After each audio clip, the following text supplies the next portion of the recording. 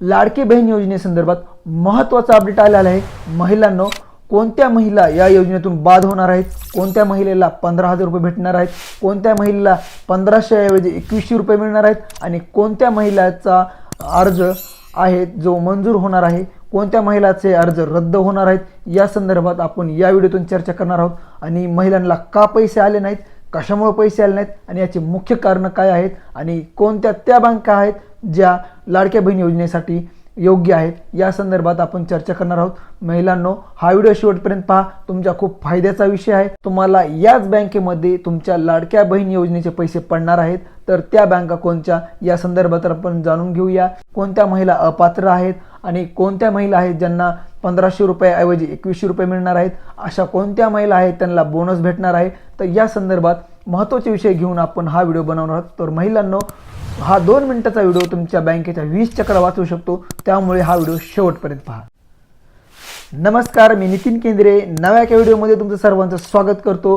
लाडक्या बहीण योजनेसंदर्भात महत्त्वाचा अपडेट आहे, त्यामुळे आपल्या ह्या व्हिडिओला लाईक करा, चॅनलला सबस्क्राईब करा आणि हो घंटा वाजवायला अजिबात विसरू नका। ही माहिती खूप कामाची आहे, तुम्हाला बँकेतल्या 20 चक्र वाचवणारी माहिती आहे, त्यामुळे आपल्या नातेवाईकाला शेअर करा। चला तर मग व्हिडिओला सुरुवात करूया।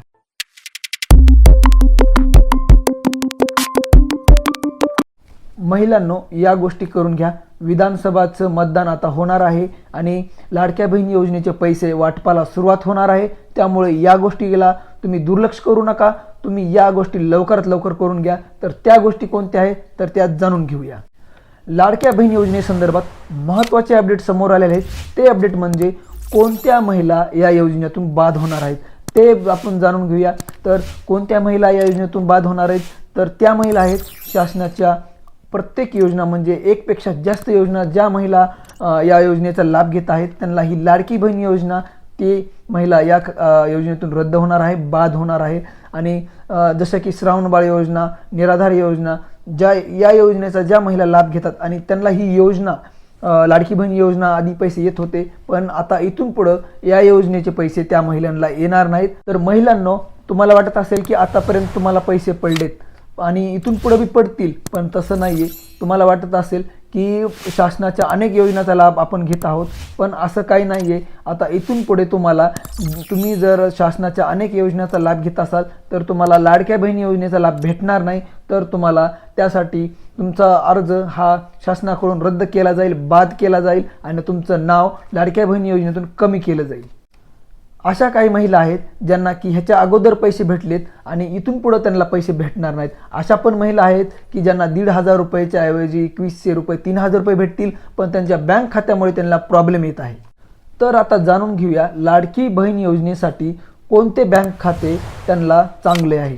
तर आधार सीडिंग असलेले आणि IFSC कोड असलेली बँक ही लाडकी बहीण योजनेसाठी चांगली आहे। तर आपण काही बँकांची नावं सांगतो, त्यामध्ये बँके आहेत Bharatiya state bank, Punjab national bank, Indian bank, Canada bank, bank of Baroda, bank of Maharashtra, Indian association bank, eco bank, bank of Maharashtra, Punjab national bank, Punjab आणि Sindh bank, bank of Maharashtra, central bank of India, Maharashtra Gramin bank, अशा काही बँका आहेत की ज्यांना IFSC कोड आहेत।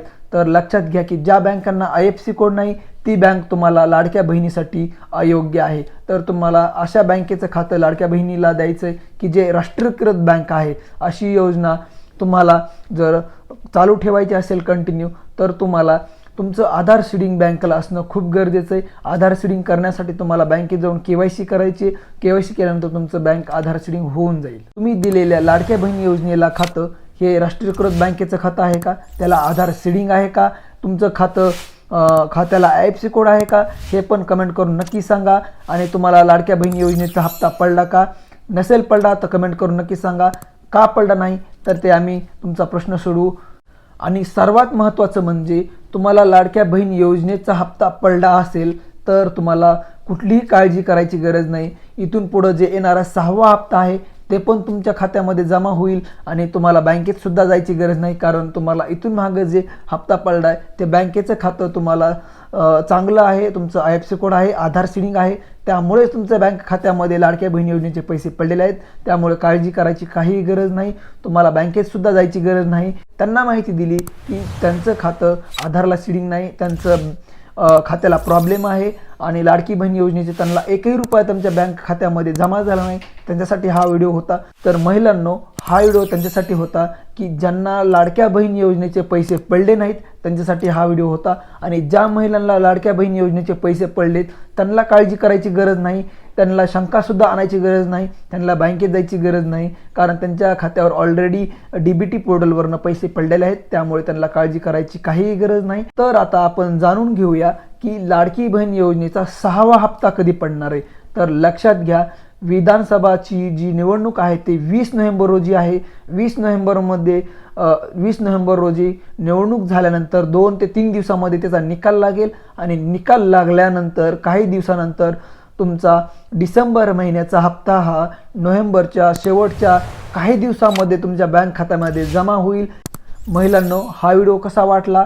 आवडला तर नातेवाईकाला शेअर करा, व्हिडिओला लाईक करा, सबस्क्राईब करा, जेणेकरून तुम्हाला नवनवीन माहितीचे, लाडक्या बहीण योजनेचे नवनवीन अपडेट तुमच्यापर्यंत पोहोचतील.